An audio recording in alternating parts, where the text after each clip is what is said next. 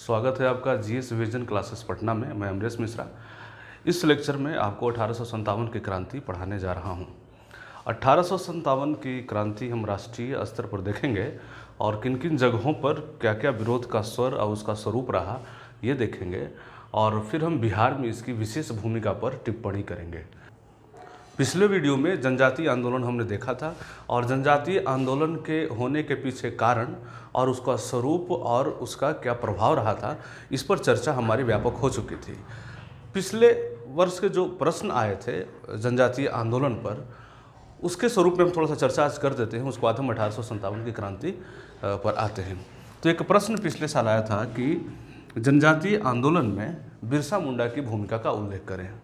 तो पिछले वीडियो अगर आप देखेंगे तो किया हुआ है, तो इस पर आप समझने का प्रयास कीजिए कि भारतीय जनजातीय आंदोलन में या भारतीय आदिवासी आंदोलन में बिरसा मुंडा की भूमिका। तो सबसे पहले आपको बताना है कि जनजातीय आंदोलन का बैकग्राउंड क्या था, क्या हुआ, तो आप उसके कारण में जाएंगे। हमने कारण पर चर्चा की थी उसमें। उसके बाद आप बिरसा मुंडा के जो मुंडा विद्रोह हुआ था उस मुंडा विद्रोह पर आप आ जाएंगे और उसके जो स्पेसिफिक कुछ कारण थे उसका बताएंगे।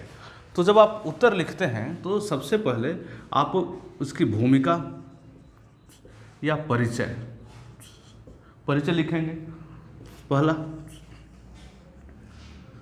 दूसरा इसका बॉडी होगा और तीसरा निष्कर्ष होगा। तो जैसे अगर हम आज की बात करें कि 1857 की क्रांति, तो 1857 की क्रांति के महत्व का उल्लेख करें अगर ये प्रश्न रहा, तो सबसे पहले भूमिका आपको बताना है, परिचय बताना है कि 1857 की जो क्रांति थी वो क्या क्रांति थी। तो जैसे आप बता सकते हैं कि 1800 क्रांति थी जो प्रथम स्वतंत्रता आंदोलन था। लगभग सभी वर्गों का प्रतिनिधित्व था। ये पिछले 100 वर्षों से उपजे असंतोष का परिणाम था। और ये जो असंतोष थे वो असंतोष आप बताएंगे कि विभिन्न वर्गों पर अंग्रेजी नीतियों का प्रभाव पड़ा था। तो इस तरीके से आप इसका इंट्रोडक्शन लगाएंगे। इंट्रोडक्शन आप इस तरीके से इन शब्दों का आप इस्तेमाल कर सकते हैं, जैसे प्रथम स्वतंत्रता आंदोलन, सभी वर्गों का प्रतिनिधित्व, असंतोष, जैसे पिछले 1 सदी से या 100 वर्षों से उपजा हुआ असंतोष का यह परिणाम था। तो आप ये शामिल कर सकते हैं। तो ये सब कीवर्ड्स हैं, आप इसे लेकर के इसका परिचय बनाएंगे कि 1857 की क्रांति के बारे में आप आरंभ कैसे करेंगे। तो 1857 की क्रांति कोई अचानक उपजा हुआ क्रांति नहीं था, बल्कि यह इसका बैकग्राउंड पिछले 1 सदी से या पिछले 100 साल से चल रहा था।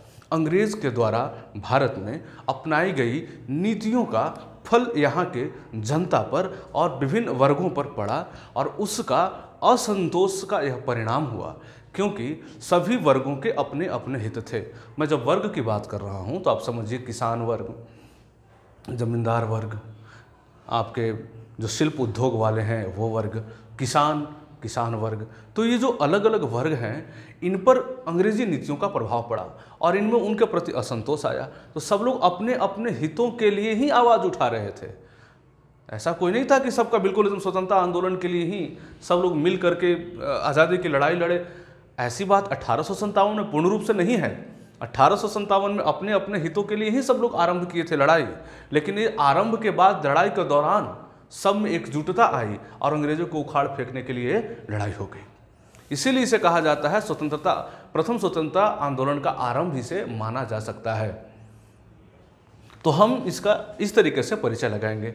अगर आप बात करें कि इसके बाद भूमिका तो हो ही गया, आगे इसका बॉडी में हम क्या लिखेंगे, तो इसके बॉडी में हम मुख्य भाग लिखेंगे। जिसका महत्व की बात अगर है तो इसके महत्व को हम दर्शाएंगे कि किन किन वर्गों पर इसका कैसे कैसे प्रभाव पड़ा। जैसे अगर आप लिखेंगे जमींदार में या फिर राजे रजवाड़े, तो लिखेंगे कि राजे रजवाड़े जो थे उनकी अपनी ज़मीनें छीन गई, उनका राज्य छीन गया, जिसमें डलहौजी की महत्वपूर्ण भूमिका का आपको उल्लेख करना है। आप किसान की बात करेंगे कि अंग्रेज़ों के द्वारा अपनाई गई भू राजस्व नीति का यहाँ के किसानों पर बड़ी ही नकारात्मक प्रभाव पड़ा, जिसके कारण जो किसान वर्ग थे वो अंग्रेज़ों को विरुद्ध खड़े हो गए। उसके बाद आप बात करेंगे किसान सैनिक की बात करेंगे कि सैनिकों के साथ द्विम दर्जे का व्यवहार सैनिकों के अंदर क्षोभ पैदा कर दिया और सैनिक अंग्रेज़ों के विरुद्ध हो गए और उनके अंदर रोष आ गया। इस तरीके से आप अंदर जब बॉडी में दूसरा पार्ट में आप लिखेंगे पैराग्राफ चेंज करके, तो इन अपनी सारी बातों को समाहित करते चले जाएंगे और अंतिम में आप निष्कर्ष लिखेंगे कि निष्कर्षतः हालांकि ये आंदोलन असफल रहा, लेकिन फिर भी यह प्रतीक के रूप में पूरी आज़ादी की लड़ाई में शामिल रहा। इस तरीके से हम 3 पार्ट में किसी भी आंसर को लिखते हैं, तो आपके ब्रेन में एक मैप पहुंच गया होगा कि किस तरीके से हमें आंसर राइटिंग करनी है। अब हम 1857 का पूरा शुरुआत करते हैं। तो 1857 की क्रांति, 1857 की क्रांति देखिए, 1857 की क्रांति की चर्चा हम करने जा रहे हैं, तो इसके हम विभिन्न स्वरूपों पर चर्चा करेंगे। पिछले साल जो प्रश्न पूछे गए हों, क्या क्या प्रश्न पूछे गए हैं मैं बात बता दूं ताकि उसके बाद आपको क्लियर रहेगा। एक तो पूछा गया है कि 1857 की असफलता के कारणों की चर्चा करें, प्रश्न नंबर 1 है। एक और प्रश्न हुआ है कि 1857 की क्रांति में वीर कुंवर सिंह की भूमिका का उल्लेख करें, क्वेश्चन नंबर 2 क्वेश्चन हो गया। अगला क्वेश्चन आया है कि 1857 की क्रांति न तो प्रथम था, न तो आज़ादी के लिए, न तो राष्ट्रीय आंदोलन था, ठीक है ना, ये कहा गया है। तो इसको जस्टिफाई करना है या फिर इसे डिनाई करना है, तो इसमें लॉजिक देना है आपको। इन तरीके का प्रश्न इनसे पूछा गया है। अब हम इसके बारे में पूरा इसका स्टडी कर लेंगे 1857 की क्रांति। उसके बाद इससे किसी भी तरीके का प्रश्न अगर हमसे पूछा जाए तो प्रश्न को हल करने की स्थिति में हम रहेंगे। तो देखिए, सबसे पहले हम बात करेंगे 1857 की क्रांति के कारण का। हम सबसे पहले कारण करेंगे, सबसे पहले हम ये बात करेंगे कि 1857 की क्रांति का कारण कौन कौन से थे, उसका हम उल्लेख करेंगे। और जो प्रश्न बनेंगे कि 1857 की क्रांति के कारणों का उल्लेख करें, वो हमारा इस भाग से उसका आंसर कंप्लीट हो जाएगा। दूसरा हम बात करेंगे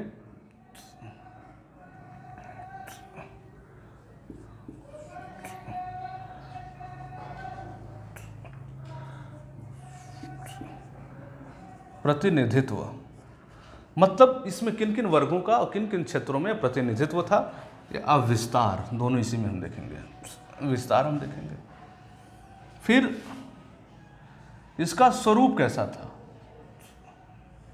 इसका स्वरूप कैसा था। पहला कारण पर चर्चा, दूसरा प्रतिनिधित्व या विस्तार पर, तीसरा स्वरूप पर चर्चा होगी। और उसके बाद हम देखेंगे इसका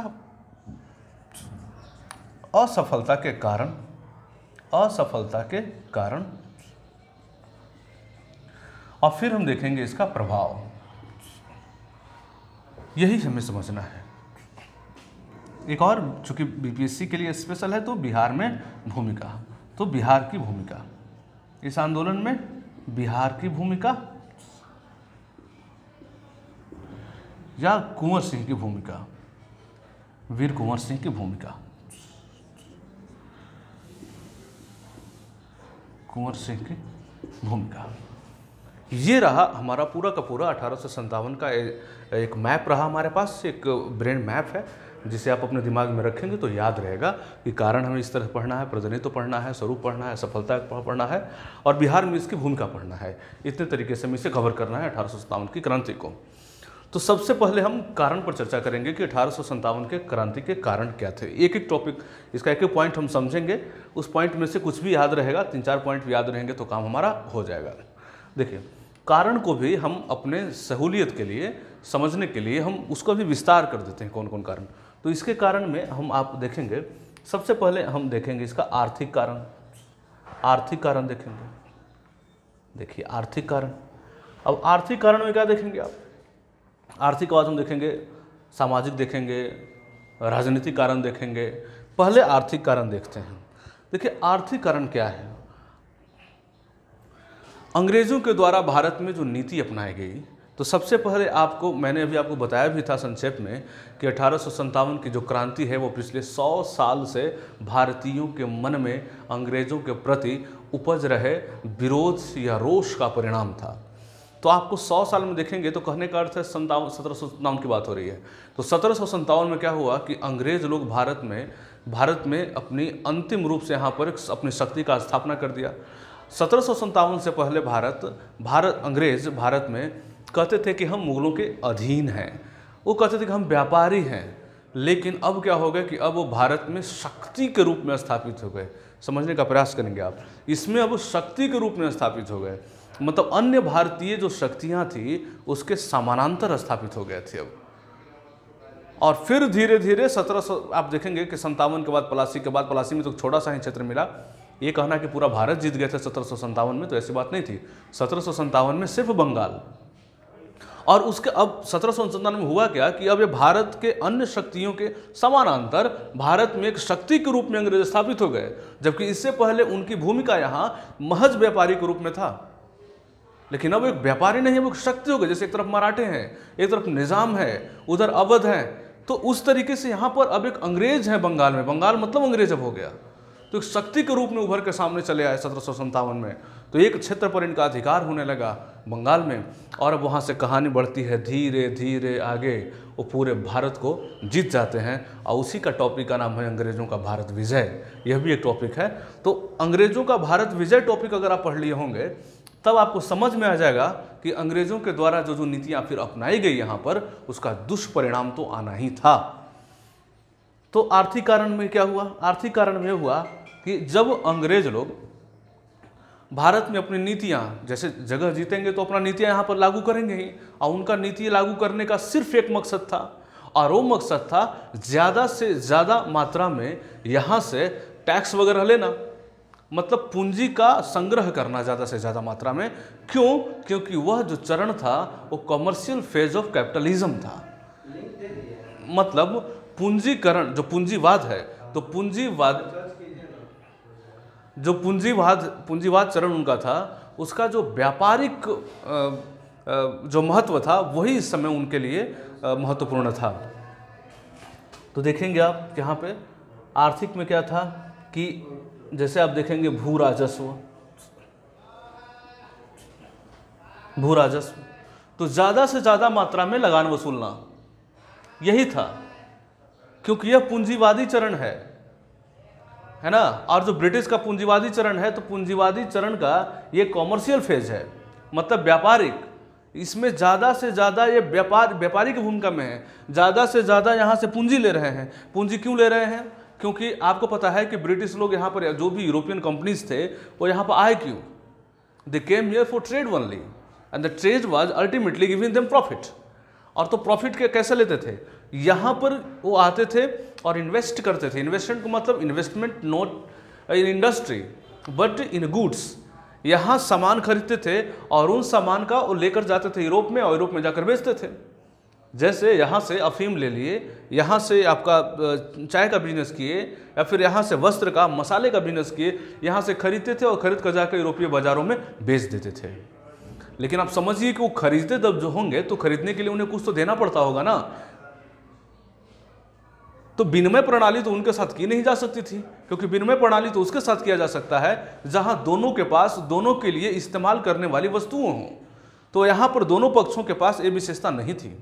ब्रिटिश के पास ऐसी कोई वस्तु नहीं थी जिसका इस्तेमाल भारतीय लोग करते हों, जिन्हें वो दे देते और उसके बदले में यहाँ से मसाले या फिर अन्य उत्पाद ले लेते।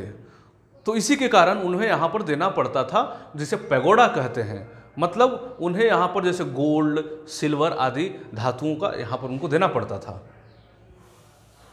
तो अब क्या हुआ कि वे जब 1757 के बाद जब भारतीय क्षेत्रों पर, मैं बात कर रहा हूँ बंगाल के कॉन्टेक्स्ट में, उन क्षेत्रों पर जब उनका प्रभाव हो गया, तो लगान के रूप में उनको संसाधन आने लगा, और उन्हीं लगानों से, उन्हीं पैसों से अब वो यहाँ से सामान खरीदने लगे, और उन सामान का जाकर के व्यापार करने लगे। कहाँ? विदेश में। और फिर उन्हें प्रॉफिट आ गया।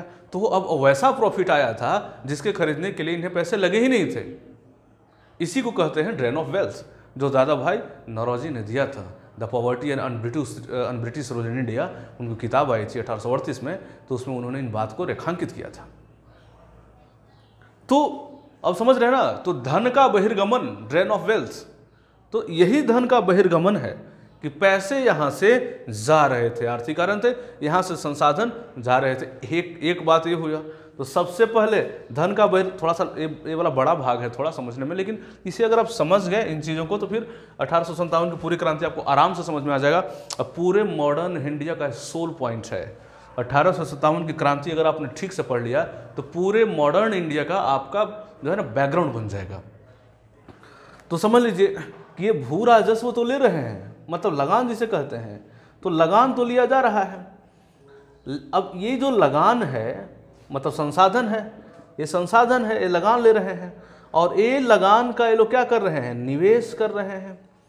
निवेश किस में कर रहे हैं, तो निवेश से यहाँ से वो वस्तुएं खरीद रहे हैं, वस्तुएं खरीद रहे हैं, और वस्तुएं खरीद कर वो कहाँ बेच रहे हैं, यूरोप के बाजार में खरीद रहे हैं, यूरोप के बाजार में यूरोप के बाजार में बेच रहे हैं, यूरोप के बाजार में बेच रहे हैं।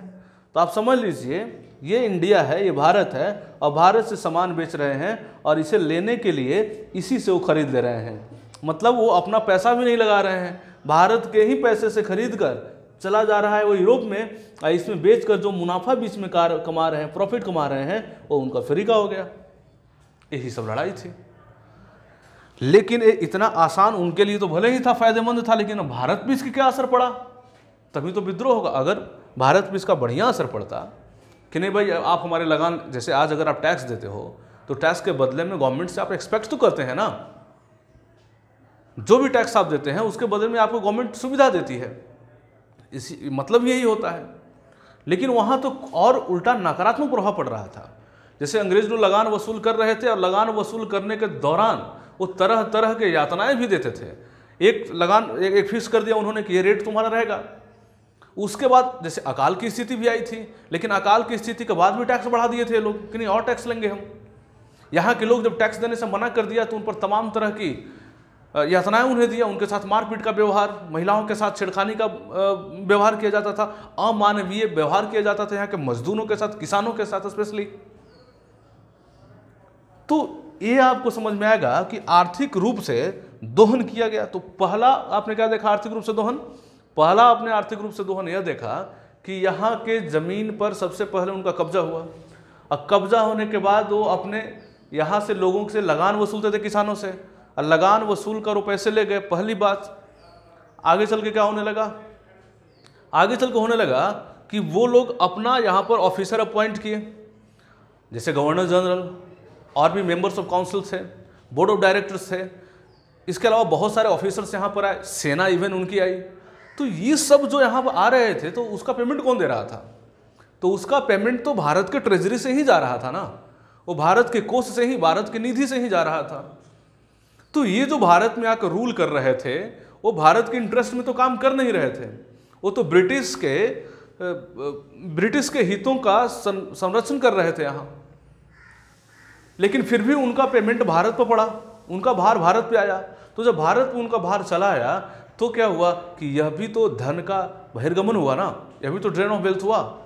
तो आप जब बेहतर तरीके से लिखेंगे, अगर कारण पर ही क्वेश्चन रहेगा तब तो कारण को ज़्यादा हाईलाइट करना होगा ना, तब कारण पर आप ज़्यादा से ज़्यादा लिख सकेंगे। तो सबसे पहले तो आप लिखेंगे लगान, और दूसरा ही आप लिखेंगे वेतन, वेतन, ठीक है। तो फिर यहाँ पर आने के बाद उनका वेतन भी देना पड़ रहा है, और काम किसके लिए कर रहे हैं, उनके अपने, चूंकि उपनिवेश था, भारत एक कॉलोनी है ना उनका। तो कॉलोनी का मतलब क्या होता है, कॉलोनी का मतलब होता है कि यहाँ के संसाधनों का मातृदेश के हित के लिए इस्तेमाल करना। मातृदेश कौन है, मातृदेश होता है जिस देश से वो लोग आए होते हैं, तो ब्रिटेन था। तो ब्रिटेन के हित में काम करना, और जैसे जैसे ब्रिटेन में जरूरत पड़ेगी वैसे वैसे वो नीति भारत में अप्लाई करेंगे। जैसे अभी आपको पूंजीवादी फेज दिख रहा है ना, कॉमर्शियल फेज ऑफ कैपिटलिज्म दिख रहा है, जो कि 1757 से 1813 रहेगा, और 1813 से लेकर के 1857 तक उनका जो रहा वो इंडस्ट्रियल फेज ऑफ कैपिटलिज्म रहा, मतलब औद्योगिक चरण। और इसके बाद 1857 से लेकर के आज़ादी तक जो फेज है उसे कहा जाता है आर्थिक काल, आर्थिक चरण कहा जाता है पूंजीवाद का। तो वो नीतियां बदल रही थी, वो इसलिए नीतियां बदल रही थी क्योंकि उनके जरूरत बदल रहे थे। अभी उनके यहाँ औद्योगिकरण नहीं हुआ था, तो सिर्फ यहाँ से वो पैसे ले रहे थे व्यापार करके। लेकिन जब आप देखेंगे कि उनका औद्योगिकरण हो जाएगा, खास करके 19वीं सदी के शुरुआती में दूसरी और तीसरी दशक से, तब देखेंगे कि अब उनके यहाँ माल चाहिए कच्चा, कच्चा माल के बाद उनको बाजार चाहिए बेचने के लिए। अब वो भारत में अपनी नीतियाँ चेंज करेंगे और भारत में सामाजिक सुधार करेंगे, क्योंकि यहाँ के लोगों को बताया जाए कि ये अमानवीय हैं, ये अनसिविलाइज्ड हैं, और अगर वो ब्रिटिश की तरह सोचें, ब्रिटिश की तरह रहें तो सिविलाइज हो जाएंगे, और उसके बाद हमारे यहाँ जो सामान बन रहे हैं वो सामान लोग खरीदेंगे। इसीलिए सामाजिक सुधार करेंगे, यहाँ नींव में बदलाव करेंगे और कहेंगे कि हम तुम्हें सिविलाइज्ड बनाएंगे, हम तुम्हें मॉडर्न बनाएंगे, और उसके बाद भारत में एजुकेशन पॉलिसी लाएंगे, और उसके बाद लॉर्ड मैकाले की अध्यक्षता में यहाँ पर ब्रिटिश, इंग्लिश और यूरोपियन एजुकेशन को इंट्रोड्यूस किया जाएगा। क्यों? क्योंकि उनके यहाँ औद्योगिकरण हो जाता है और उन्हें बाजार की ज़रूरत होती है। ये तब वो सब काम होता है। तो उपनिवेश का मतलब ही यही होता है, और साम्राज्यवाद है, कॉलोनिज्म, इम्पीरियलिज्म, तो इसका मतलब यही होता है कि मातृ देश के हितों के अनुसार उपनिवेश में नीतियों में परिवर्तन लाना। यही हो रहा था वहाँ। तो आपने देखा कि आर्थिक कारण में, अगर हम देखें 1857 में, तो आर्थिक कारण जो हो रहा था पहले से, एक तो भू राजस्व के माध्यम से किसानों पर बोझ, दूसरा यहाँ के लोग जो काम कर रहे थे उनका वेतन भी देना पड़ रहा था, और वेतन के साथ साथ पेंशन भी। ये भी अजीब है। चलो वेतन तो इसलिए कि यहाँ पे काम कर रहे होगे, ठीक है, लेकिन यहाँ से काम करने के बाद अब यहाँ पे काम भी नहीं आप कर रहे हैं, तब पेंशन किस बात की? आप यह बताइए, आपने पढ़ा होगा पॉलिटी में कि राज्यपाल का पेमेंट और राज्यपाल की आप पेंशन दोनों पढ़ा होगा। तो राज्यपाल का जो वेतन होता है वो तो राज्य देता है जब तक उनके यहाँ सर्विस में रहते हैं, लेकिन पेंशन राज्य नहीं देती है ना, पेंशन तो सेंटर देती है। क्यों हम देंगे? अब सर्विस में हमारे यहाँ नहीं है तो। लेकिन यहाँ समस्या यही आपको दिख रही थी कि जो भी ब्रिटिश जो ऑफिसर्स थे वो भारत में काम किए, उसका पेमेंट काम के बाद चले गए, तो पेंशन भी देना है उनको। तो ये सब आपको समस्या दिखेगा, आर्थिक कारण में आपको ये सब समस्या दिखेगा। अब बात जहाँ तक भू राजस्व की है, तो एक बात आप समझें कि भू राजस्व में 3 तरह की नीतियाँ अपनाई गई थी इनके अलावा। 3 तरह की नीतियाँ अपनाई गई थी भू राजस्व में। कौन कौन नीतियाँ थी आपको पता है?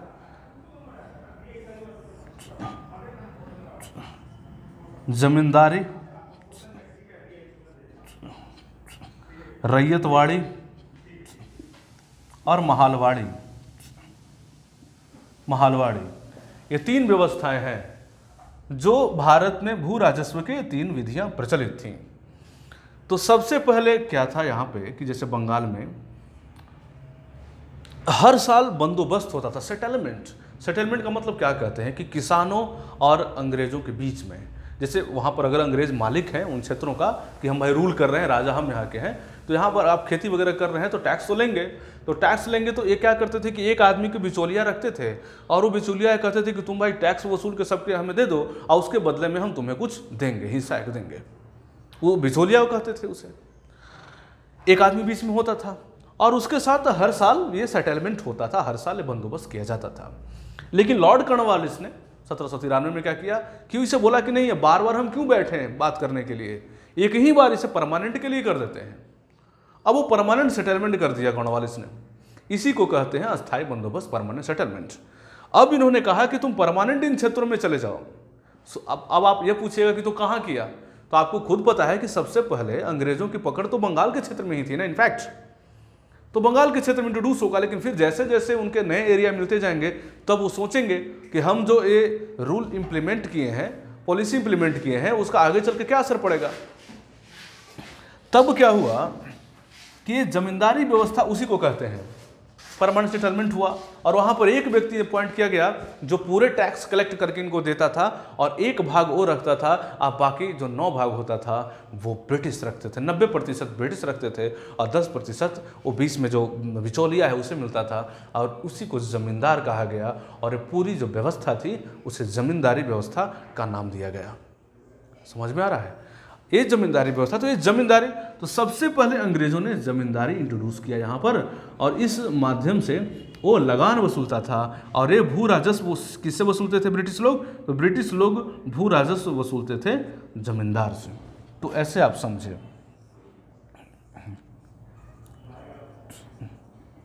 ये ब्रिटिश हैं, ये किसान हैं भारत में, मान लीजिए बहुत सारे किसान हैं यहाँ, आप समझिए सबसे इसे टैक्स लेना है भाई, खेती कर रहे हो ना, मालगुजारी टैक्स दोगे ना, लैंड रेवेन्यू, तो सबसे टैक्स लेना है। जैसे वर्तमान में क्या पद्धति है कि आप अगर किसान हैं तो मालगुजारी टैक्स आप जाते हैं कटवाते हैं, सीधे सरकार को आप दे देते हैं, है ना। तो आपसे तो सरकार के साथ आपका अब जो ट्रांजैक्शन हो रहा है गवर्नमेंट के साथ डायरेक्ट हो रहा है। ऐसा तो नहीं कि बीच में एक एजेंट है, वो पूरा गांव का एक आदमी रहेगा, उसे देना है हमें टैक्स और वो जेक सबसे वसूल कर जा कर देगा, ऐसी बात तो है नहीं ना। प्रत्यक्ष संबंध है सरकार और किसानों के बीच में। अब यहाँ पर क्या था कि यहाँ पर बीच में, यहाँ पे बीच में अगर आप देखें कि बीच में एक है बैठा हुआ है और ये है जमींदार, और ये सब यहाँ जमा करते हैं, ये सबसे यहाँ जमा होता है, ठीक है। और ये जो जमा होता है वो अब डिवाइड होता है परसेंटेज में, ठीक है। आप 9:1 का रेशियो निकाल लीजिए, 9 भाग ब्रिटिश को देता है, 1 भाग खुद रखता है और 1 भाग ये रखा कमीशन के रूप में। इसके बाद भी क्या था कि जितने वैसे लैंड हैं जो किसी का नहीं यहाँ पर है, क्लियर किसका है, तो सारा लैंड जमींदार को मिल जाता था, वो लैंड जमींदार का होता था। इसके बाद भी ये था कि अगर टैक्स नहीं दे रहा है समय पे तो इसका ज़मीनें जो है वो लैप्स कर जाता था और ज़मीन जमींदार हड़प लेते थे। ऐसे करते करते क्या हुआ कि बहुत लंबा ज़मीन जमींदारों के हाथ में चला आया। एक नियम था जिसे कहा जाता था सूरज का नियम, सूर्यास्त का नियम, सॉरी सूर्यास्त का नियम। सूर्यास्त का नियम एक होता था, मतलब एक तय दिन के सूरज के डूबने से पहले, सूर्यास्त से पहले अगर किसान लगान नहीं पहुंचाता है जमींदार के पास, तब उसकी ज़मीनें जमींदार हड़प लेते थे और इनका हो जाता था। और कई बार ऐसा होता था कि जमींदार जानबूझकर अपने लठैत को भेजते थे और रास्ते में ही इसे नहीं आने देते थे। इस तरीके से ज़मीनें इसकी हड़प के ज़मीन हड़प लेते थे। इस तरीके से किसानों का यहाँ शोषण हुआ। और उसके बाद जब ज़मीन नहीं है तो फिर किसान क्या, तो फिर किसान एक बंधुआ मजदूर की तरह वहाँ काम करेगा, अपनी ज़मीन उसके नहीं रहेगी। ऐसा नहीं कि किसान काम नहीं करेगा, ये फिर तो काम करेगा ही खेत पर, तो फिर ये काम करेगा खेत पर, लेकिन अब उसकी अपनी वो ज़मीन का स्वामी खुद नहीं रह पाएगा। इस तरीके से ये जमींदारी व्यवस्था हुआ। अब हुआ क्या कि अंग्रेज़ों को लगा कि अगर भूमि में कुछ सुधार वगैरह होगा तो उसका फ़ायदा तो हमें मिलेगा ही नहीं, फ़ायदा तो जमींदार को मिल रहा है। और दूसरा, किसानों का बहुत शोषण हो रहा है, यहाँ किसानों का शोषण हो रहा है। अरे जमींदार वर्ग मजबूत उभरता हुआ चला जा रहा है, मजबूत होता चला जा रहा है। तब ब्रिटिश को लगा कि हमें फिर ये व्यवस्था से तो ज़्यादा फायदा नहीं हो रहा है ना, तो नए क्षेत्र में अब वो नई व्यवस्था लागू करेंगे ब्रिटिश। अब नए क्षेत्र में जैसे अवध के क्षेत्र में देखेंगे आप, तो अवध के क्षेत्र में वो रैयतवाड़ी व्यवस्था ले आए। तो 2 और व्यवस्था आपको देखने में, महालवाड़ी, रैयतवाड़ी। अब देखिए रैयतवाड़ी में क्या होता था कि रैयतवाड़ी में डायरेक्ट किसान से बात करते थे। जैसे यहाँ पर अंग्रेज हैं और किसान हैं, अंग्रेज और किसान, तो ये क्या करते थे कि ब्रिटिश डायरेक्ट किसान से जाकर के वसूलते थे सबसे। यहाँ पर बिचौलिए की भूमिका जमींदार की हटा दी है। अब महालवाड़ी में क्या होता था कि एक गांव है पूरा, उसे महाल कहा जाता था गांव को, तो उसमें जा करके और एक गांव में कोई एक व्यक्ति होता था जो सबसे वसूल लेता था और उससे ले लेते थे। तो महालवाड़ी ये होता था, एक महाल मतलब एक गांव में जा करके गाँव जाकर वसूल करते थे। तो यहाँ पर भी कोई बीच में बिचौलिया नहीं होता था। तो इसीलिए वो जमींदारी से उब करके वो रैयतवाड़ी और महालवाड़ी व्यवस्था और देश में वो अप्लाई किए। लेकिन अब तो ऐसा लग रहा होगा कि अगर बीच में से जमींदार की भूमिका अगर हट गई तब क्या होता कि हट जाने से अब जो टैक्स, ये जो भाग एक ये लेते थे वो इनको मिलना चाहिए था, लेकिन ऐसा हुआ नहीं, क्योंकि जो पार्ट बीच में जमींदार खुद रखते थे, तो अब अंग्रेजों ने क्या किया कि जमींदार का बेनिफिट इनको किसानों को नहीं दिया, बल्कि उतना ये टैक्स जोड़कर खुद लगा दिए, ये खुद लगा दिए जोड़ के टैक्स। तो कहने का मतलब ये हुआ, इसी में कहा गया कि छोटे मोटे दैत्यों के जाने के बाद एक बड़ा राक्षस सामने आ गया। मतलब छोटे मोटे कई जमींदार हुआ करते थे, तो उनको हटा करके खुद आ गए यहाँ पे इस तरीके के, तो खुद एक बड़ा दैत्य आ गया, मतलब बड़ा राक्षस आ गया। मतलब ब्रिटिश की बात की जा रही है, जो एक तो टैक्स भी ज़्यादा ले रहा है और उसके द्वारा जो किए गए जो व्यवहार हैं वह भी पहले की ही तरह है, शोषणकारी हैं। तो शोषण तो अभी हो रहा है, तो इसका कोई फायदा किसानों को नहीं मिला इनफैक्ट। अब देखिए, तो जैसे रैयतवाड़ी की बात अगर करें तो रैयतवाड़ी में भी यही था, लगान के दर ऊंच कर दिया गया। मतलब अगर बीच में से बिजौलिया हट गया तो अंग्रेज लोग चाहे कि उसका भी फायदा हम ही ले लें, तो लगान के दर बढ़ा दिए। और लगान के दर बढ़ा दिए तो किसानों पर इसका असर पड़ गया। और अगर किसान नहीं देते थे तो उनके साथ व्यवहार किया जाता था बुरा, जैसे गले में हड्डी डाल देना, पैर में ईंट बांध देना, उसके बाद कहना कि बैठो, अब उन्हें पीटना टैक्स के लिए। तो इस तरीके का व्यवहार होता था। और इसलिए रैयतवाड़ी क्षेत्र में ही, रैयतवाड़ी क्षेत्र में आप देखेंगे कि काफ़ी उनका विरोध होता है, खास करके अवध के क्षेत्र में काफ़ी विरोध होता है अंग्रेजों का, क्योंकि उनके द्वारा जो अपनाई गई नीतियाँ थी वो काफ़ी शोषणकारी थी यहाँ पर।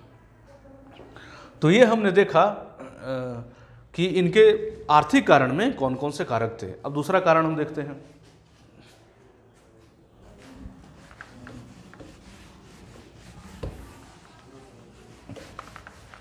ये आर्थिक कारण हो गया। अब देखिए सामाजिक कारण, देखिए सामाजिक कारण, देखिए सामाजिक कारण में क्या है। पहले ये बात हम समझ लीजिए, समाजशास्त्र का एक साधारण सा फार्मूला है, या सोसाइटी वगैरह में आप देखेंगे तो होता है क्या कि कोई भी समाज अचानक परिवर्तन के लिए तैयार नहीं होता है। और किसी भी समाज में अगर आप अचानक परिवर्तन करेंगे तो समाज से विरोध का स्वर उभर कर सामने आएगा। और यही कारण था कि आज़ादी के बाद भारत में जब विधि व्यवस्था स्थापना की बात की गई तो वहाँ पर यूनिफॉर्म सिविल कोड की बात की गई थी। तो वहाँ पर ये बात किया गया था कि क्या यूनिफॉर्म सिविल कोड लागू किया जाए, तो कहा गया कि नहीं, अभी जो मुस्लिम संप्रदाय के लिए जो अपना उनका जो पृथक नियम है अभी उसे चला दिया जाए कुछ दिन बाद, क्योंकि ये समाज अभी तैयार नहीं हुआ है हस्तक्षेप के लिए या परिवर्तन के लिए। तो जैसे धीरे धीरे ये समाज परिपक्व होगा और वैसे वैसे हम इसमें परिवर्तन करेंगे, यही बात कही गई थी। और उसके बाद आज तक 70 साल हो गए, अब फिर बात की जा रही है। तो आज भी कमोबेश विरोध तो हो रहा है, लेकिन अब स्थिति लगभग सकारात्मक है। तो कहने का मतलब यह है कि जब किसी भी समाज में आप अचानक परिवर्तन लाएंगे तो समाज से विरोध उत्पन्न हो जाएगा, भले ही वो परिवर्तन सकारात्मक हो या फिर नकारात्मक हो। At the same happened in the British colonial era in India. याद कीजिए उस समय सामाजिक कारण में, उस समय भारत के धर्म में कुरीतियाँ, भारत के समाज में जो व्याप्त कुरीतियाँ थी उससे भी परिवर्तन करने का प्रयास किया गया, लेकिन यहाँ के रूढ़िवादी लोग उसका भी विरोध किए। और उससे लगा कि नहीं, हमारे समाज में जो बाहरी हस्तक्षेप हो रहा है वो हम स्वीकार नहीं करेंगे। और यह भी एक बड़ा कारण तो नहीं हो सकता है सामाजिक कारण, लेकिन एक कारण जरूर था। जैसे सती प्रथा, सती प्रथा का खत्म किया जाना, विलियम बेंटिक के द्वारा सती प्रथा का खत्म किया गया था। और विलियम बेंटिक के सती प्रथा खत्म किया गया था तो इसमें आपको याद करना होगा कि राजा राम मोहन राय की भूमिका बहुत ही निर्णायक रही थी। वो हम देखेंगे जब सामाजिक धार्मिक सुधार आंदोलन देखेंगे तो। लेकिन ये बात याद रखना है कि जहाँ सती प्रथा समाप्ति की बात आएगी वहाँ राजा राम मोहन राय की भूमिका स्पष्ट और स्वतः चली आएगी।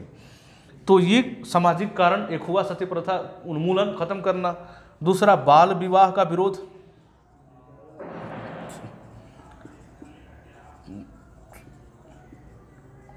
विधवा विवाह, तो बाल विवाह का विरोध किया जाना, अब विधवा विवाह को प्रोत्साहित किया जाना और सती प्रथा का भी प्रतिबंधित कर दिया जाना। ये सब वैसे कारण थे जो कि समाज में अचानक परिवर्तन ला दिए, और जो सामाजिक संरचना या सामाजिक जो कुरीतियां भले ही थी लेकिन समाज का अंग बन गया था। तो यह भी एक कारण बना। तो दो कारण हमने देखा, आर्थिक कारण, सामाजिक कारण हमने देखा। अब हम देख लेते हैं तीसरा, राजनीतिक कारण।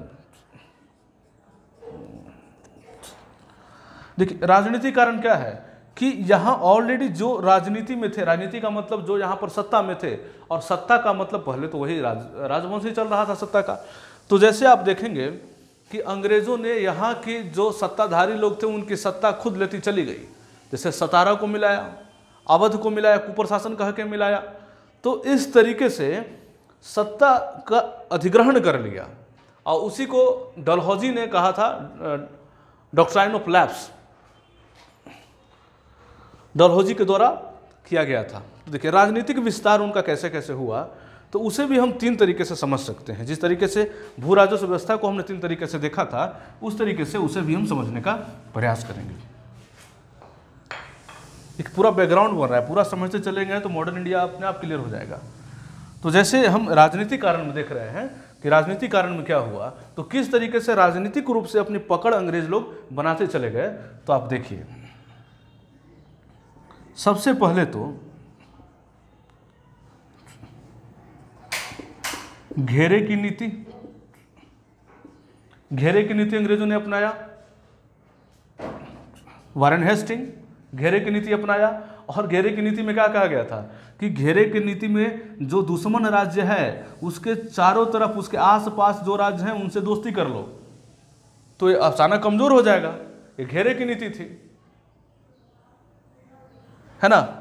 और उसके बाद ये नीति अपनाई गई। तो इस माध्यम से क्या हुआ कि इस माध्यम से क्षेत्र विस्तार करना चले गए लोग। तो शुरू में तो बंगाल तक आए, अब बंगाल के बाद आगे धीरे धीरे बढ़ते चले गए। आपको पता है अंग्रेजों का भारत विजय एक चैप्टर पढ़ेंगे तो आप देखेंगे फिर किस तरीके से मैसूर इन्होंने जीता, अब मैसूर में किस तरीके से इन्होंने गठजोड़ बना दिया, ये मराठों के साथ मिल गए, मराठे के साथ साथ कर्नाटक के साथ मिल गए, त्रिगुट बना लिया। उधर हैदर अली लड़ रहा है, हैदर अली मराठों के साथ कभी संधि कर ले रहा है, तो ब्रिटिश लोग उसको संधि तोड़ करके खुद संधि कर ले रहे हैं, तो एक संधि हो रहा है, फिर उसके विरुद्ध संधि हो रही है।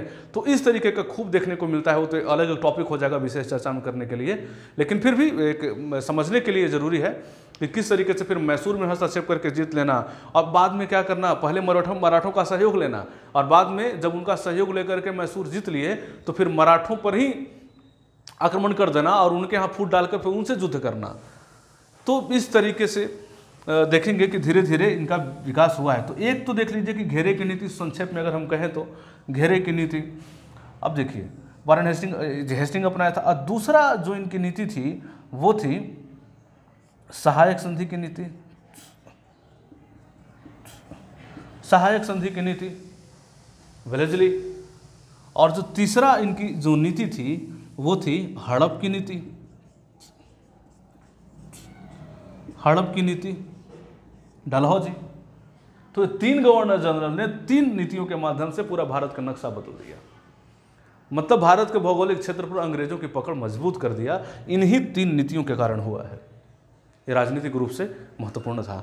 अब जब सहायक संधि की अगर बात करेंगे तो सहायक संधि क्या था, सहायक संधि में था कि ब्रिटिश जो थे वो भारतीय जो कोई राज्य होते थे उनको अपनी सैनिक सेवा देते थे और राजनीतिक सलाहकार देते थे।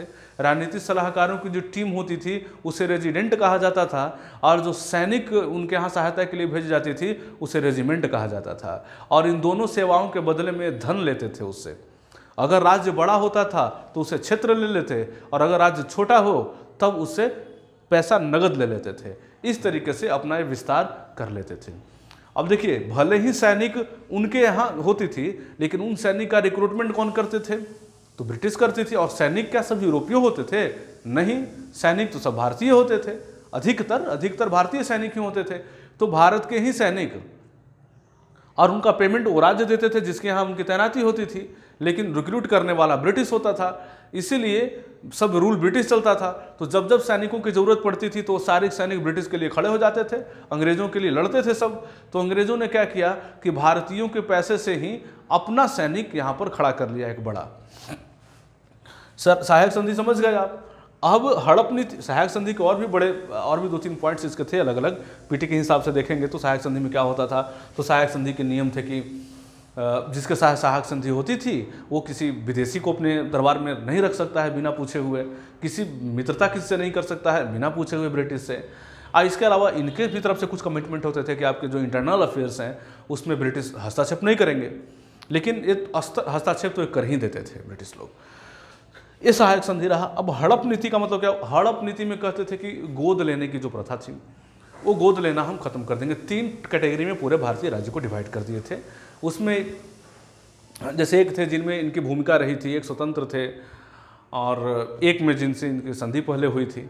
तो इस तरीके से इन्होंने किया था। इसका मोटा मोटी अगर आप समझ, चूँकि हम पढ़ रहे हैं 1857 की क्रांति के कारण, तो इसमें हम लोग उतना ही चर्चा इसकी कर रहे हैं जितना यहाँ पे आवश्यक है।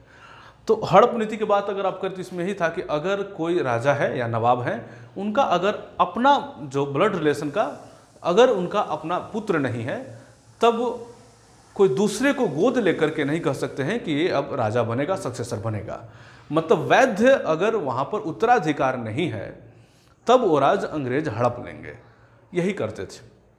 इससे क्या हुआ कि इसे दो समस्या, एक तो एक सामाजिक नियम में इंटरफेयर कि गोद लेने की प्रथा भारत का ऑलरेडी सामाजिक सिस्टम था, तो सामाजिक भी कारण हो गया कि अभी सामाजिक फिर इंटरफेयर हो गया, और दूसरा राजनीतिक रूप से कि राजनीतिक सत्ता आप हथिया रहे हैं। तो ये आपने देखा कि राजनीतिक रूप से किस तरीके से भारत में हावी हो रहे थे, और ये भी कहीं न कहीं कारण बना, क्योंकि जितनी भी भारतीय महत्वपूर्ण शक्तियाँ थीं उनके राज्य छीन गए, और जब उनके राज्य छीन जाएंगे तो विरोध करेंगे, विद्रोह करेंगे, और यह विद्रोह हुआ। अब देखिए, तो आपने राजनीतिक कारण देख लिया, आर्थिक कारण देख लिया। अब देखिए राजनीतिक कारण में एक तो आपने देख लिया कि हड़प लिया जाना, उनका घेरे की नीति, सहायक संधि, हड़प लिया जाना। हड़प की नीति, इसको एक लाइन में आप यही कह सकते हैं कि भारतीय राज्यों का राज्य छीन जाना, एक हो गया।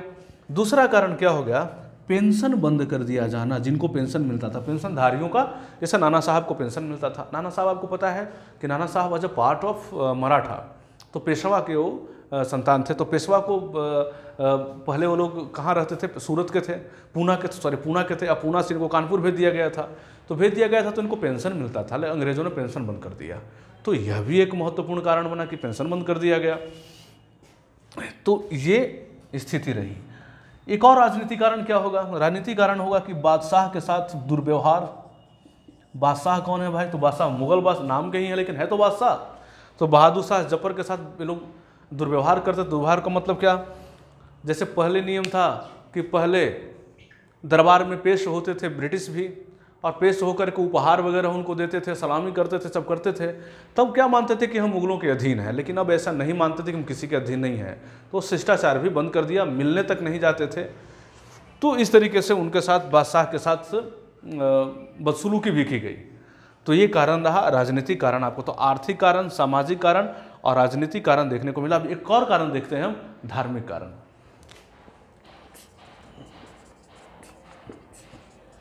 धार्मिक कारण, तो धार्मिक कारण क्या है, तो धार्मिक कारण आप देखेंगे कि यह है कि एक तो समुद्र पार करने का नियम लगा दिए कि भाई भारत के जो लोग हैं, अब आप समुद्र पार करना ही है आपको, ठीक है ना।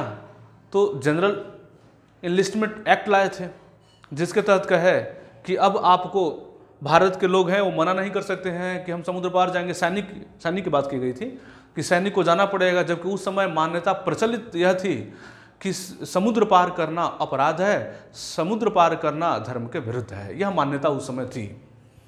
और उन्होंने एक्ट के द्वारा, जनरल लिस्टमेंट एक्ट के द्वारा उन्होंने कर दिया कि नहीं, आपको जाना ही है आवश्यकता पड़ने पर।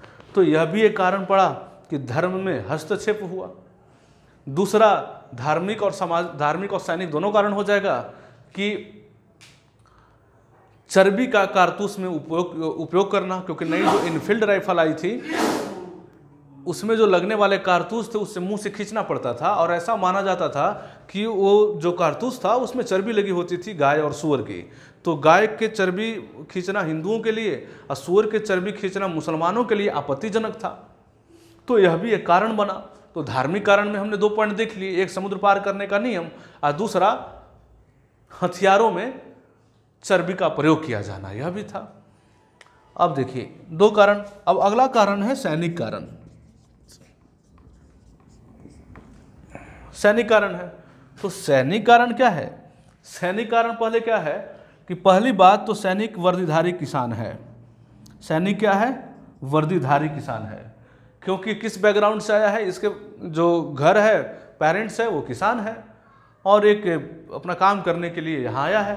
तो ये तो किसानों का प्रतिनिधित्व कर रहा है। तो जो समस्या किसान के साथ है वो इसके मन में है, मतलब आर्थिक कारण हो गया। तो आर्थिक, किसान के कारण में आर्थिक कारण ये था ना, वो कारण हो गया। दूसरा, इसका जो पेमेंट था, वेतन था, वो वेतन कम है। अब कम का मतलब ये नहीं कि हमें 10,000 की जरूरत था 5,000 दे रहे हैं, कम नहीं। कम मतलब यह था, कंपेरेटिव था। मतलब अगर कोई यूरोपीय सैनिक है उसी ओहदे पर, उसका पेमेंट अधिक होता था और इनका पेमेंट कम होता था, ये कारण हुआ। ये डिस्क्रिमिनेशन था, समान कार्य का समान वेतन नहीं मिल रहा था। अब अगला क्या है कि धार्मिक आधार पर भी इनका भेदभाव होता था। जैसे कोई धार्मिक चिन्ह अपना रखना चाहे तो उसे नहीं रखने दिया जाता था। और तीसरा जो आप चर्बी वाले कारतूस, चर्बी वाले कारतूस, और ये चर्बी वाले जो कारतूस हैं ये तत्कालीन कारण था। तो तत्कालीन कारण कोई आपसे पूछेगा तो बोलेंगे चर्बी वाले कारतूस था, लेकिन इसे इसलिए सबसे लास्ट में बताया क्योंकि ये कोई रीजनेबल कारण नहीं था। क्योंकि आपको पता होना चाहिए कि जब अंग्रेजों के विरुद्ध लोग लड़ने लगे, क्रांतिकारी लोग, तो इसी का प्रयोग किए अंग्रेजों के विरुद्ध। तो जिसके लिए लड़ाई हुआ, जिस आपत्ति के लिए, आपत्ति यही था कि हम इसका इस्तेमाल हम कैसे करें, हमारा धर्म भ्रष्ट हो जाएगा। और मतलब कि हिंदू और मुस्लिम दोनों सैनिकों ने इसी का इस्तेमाल अंग्रेजों के विरुद्ध किया। तो समझ सकते हैं कि कारण नहीं बल्कि यह तो एक बहाना था, कारण तो ये था पूरा का पूरा। उम्मीद करता हूं मैं कि आप कारण पूरा समझ गए होंगे। तो कारण क्या था भाई? तो कारण आर्थिक कारण है, सामाजिक कारण है, राजनीतिक कारण है, धार्मिक कारण और सैनिक कारण है। तो आर्थिक कारण ही पूरा किसानों का समस्या आ जाए, किसानों के साथ बदसलूकी की जा रही थी, है ना, तो वो भी कारण हो जाएगा इसमें। आर्थिक कारण में ही चला आएगा जनजातियों का जो ये हुआ हस्तक्षेप, उनमें इंटरफेरेंस हुआ उनके यहाँ, वो आर्थिक कारण में ही, जो आर्थिक रिसोर्सेज के लिए ही हो जाएगा। तो ये हो गया। तो इस तरीके से हमने कारण समझा कि क्या क्या 1857 के क्रांति थी। अब प्रतिनिधित्व और विस्तार हम देखते हैं।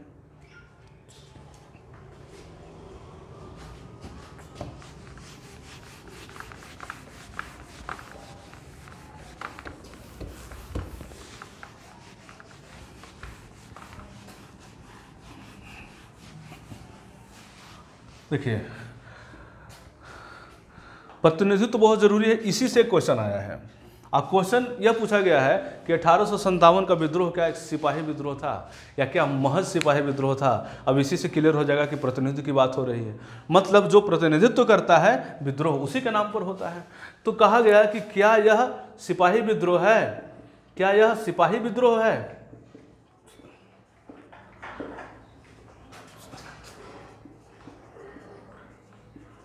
क्या सिर्फ सिपाही विद्रोह है? तो इसका आपने देखा कि इसकी जो शुरुआत की गई थी वो सिपाहियों के द्वारा की गई थी। और इसके जो तत्कालिक कारण थे वो इसके तत्कालिक कारण क्या थे? तत्कालिक कारण इसके थे कि चर्बी का इस्तेमाल किया जाना। लेकिन ये सिर्फ यही कारण नहीं थे, इसका कारण आपने देखा कि पिछले 100 वर्षों से इसका कारण जो है वो बैकग्राउंड में काम कर रहा था और इसका विरोध हो रहा था। यह आपने देखा। तो आप देखिए कि सिपाही जो विद्रोह है इसका, इसलिए हम सिपाही विद्रोह नहीं कह सकते हैं क्योंकि इस विद्रोह में, इस 1857 के महाविद्रोह में सिर्फ सिपाहियों की भूमिका नहीं थी बल्कि समाज के सभी वर्गों की भूमिका थी। समाज में सभी वर्गों की भूमिका थी। तो इसमें जैसे कि मैंने पहले ही बताया कि जो 100 वर्षों में अंग्रेजों के द्वारा जो नीतियाँ अपनाई गई वो विभिन्न वर्गों को हतोत्साहित कर दिया। किसान इससे क्षुब्ध हो गए, ब्रिटिश इसके विरुद्ध, सैनिक इसके विरुद्ध हो गए और कहीं न कहीं जो राजनीतिक लोग थे यह भी इनके विद्रोह में खड़े हो गए। तो सभी के सभी जो महत्वपूर्ण वर्ग थे ये अंग्रेजों के विरुद्ध हो गए और इसकी प्रतिनिधित्व तो आप देखेंगे कि सभी वर्ग कर रहे थे। और ख़ास करके जो इसका लीडरशिप देखा गया, वो जितने भी इसका लीडरशिप है उसमें सभी जो है वो नॉन सोल्जर बैकग्राउंड के थे। जैसे आप देखें कि तात्या टोपे, रानी लक्ष्मीबाई, या फिर आप देखेंगे कि वीर कुंवर सिंह, ये सब किसी की पृष्ठभूमि सैनिक नहीं है, ये सब राजनीतिक पृष्ठभूमि के थे। इसलिए इसे सिर्फ सैनिक विद्रोह कहा जाना सही नहीं होगा। ठीक है, तो हमने विस्तार प्रतिनिधित्व पर देख लिया। इससे पीटी का क्वेश्चन आता है कि कौन कहाँ से प्रतिनिधित्व कर रहा था। जैसे लखनऊ से बेगम हजरत महल है, आप झांसी से लक्ष्मीबाई है, बिहार से वीर कुंवर सिंह हैं, इस तरीके से। और पूरा का पूरा आप देखेंगे तो मुग़ल सम्राट जो है बहादुर शाह जफ़र भी कहा जाता है कि जफ़र के जो गज़लें थे वो सैनिक की गोलियों से ज़्यादा काम कर रहे थे। तो उसकी भी भूमिका है यहाँ पर। तो ये देखेंगे हम, प्रतिनिधित्व इसका हो गया। अगला हमें देखना है स्वरूप, फिर देखना है इसका असफलता के कारण, और फिर उसमें बिहार की भूमिका का हम चर्चा करेंगे जो अगले पार्ट में हो जाएगा। तो आज के पार्ट के लिए बस इतना ही। अब इसके अगले वीडियो में पूरे बाकी के हम चर्चा करेंगे। Thank you.